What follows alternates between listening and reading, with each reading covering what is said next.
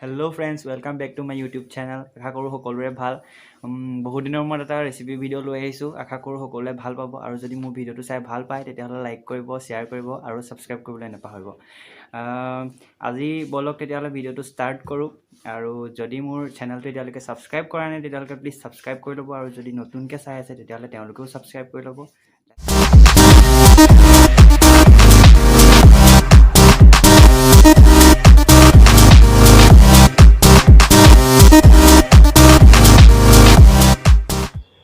আমি পোলাও বনাবলৈ লৈছোঁ আজি। পোলাও বনাবলৈ হ'লে আমাক প্ৰথম লাগিব চাউল বাসমতি চাউল।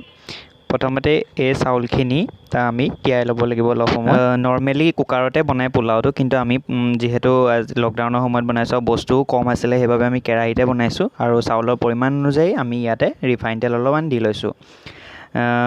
তাৰপিছতে আমাক লাগিব পিঁয়াজ, ইলাচি আৰু ডালচেনি, তাৰপিছতে তেজপাত। এয়া আমি চাউলখিনি দি লৈছোঁ। তাৰপিছতে আমি তেলত এয়া পিঁয়াজখিনি দিছোঁ আৰু তেজপাতখিনি দিছোঁ আৰু দি পেলাই আমি অলপ সময় এই পিঁয়াজখিনি লৰাই থাকিম।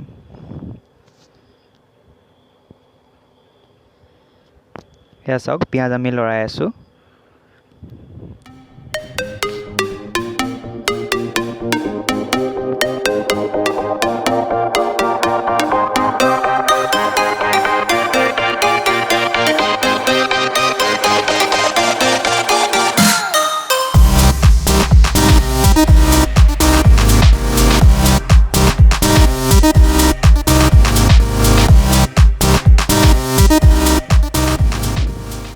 পিঁয়াজখিনি ইতিমধ্যে অকণমান কালাৰ লৈছে আৰু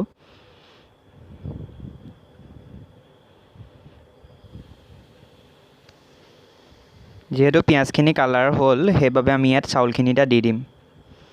এয়া চাওক, আমি চাউলখিনি দি দিছোঁ। যিহেতু আমাৰ এতিয়া লকডাউন চলি আছে সেইবাবে আমি যিখিনি ইয়াত দৰকাৰী বস্তু, প্ৰয়োজনীয় বস্তু সেইখিনি আমি গোটেইখিনি দিব পৰা নাই। তথাপিও যিখিনি আমাৰ হাতত আছে সেইখিনিয়ে আমি দি পেলাই পোলাও আজি বনাম। এয়া দিয়াৰ পিছত আমি এনেদৰে লৰাই আছোঁ।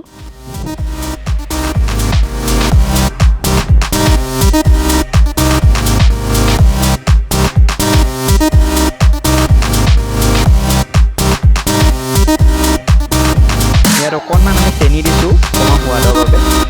অকণমান চেনি দিছোঁ।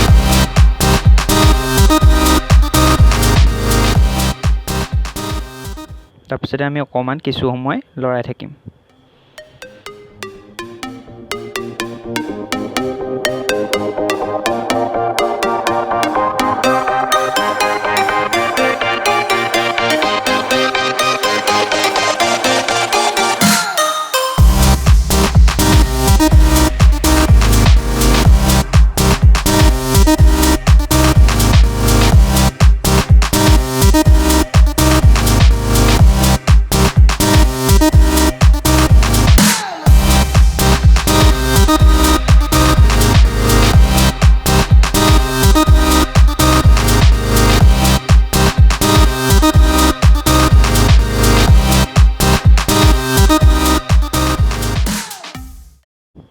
আৰু এনেদৰে অলপ সময় আমি লৰাই থকাৰ পাছতে আমি এতিয়া ইয়াতে কিচমিচখিনি দি দিম।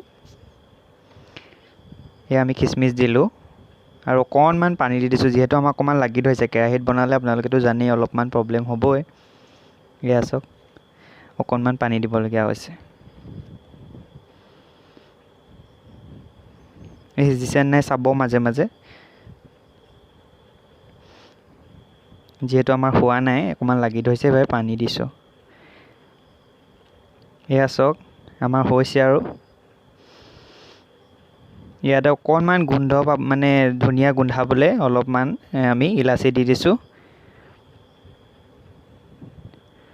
আৰু যিহেতু আমাৰ কাজু নাছিলে সেইবাবে আমি ঘৰতে পোৱা এটা নৰ্মেল যোনটো বাদাম সেইটোকে আমি দিলোঁ।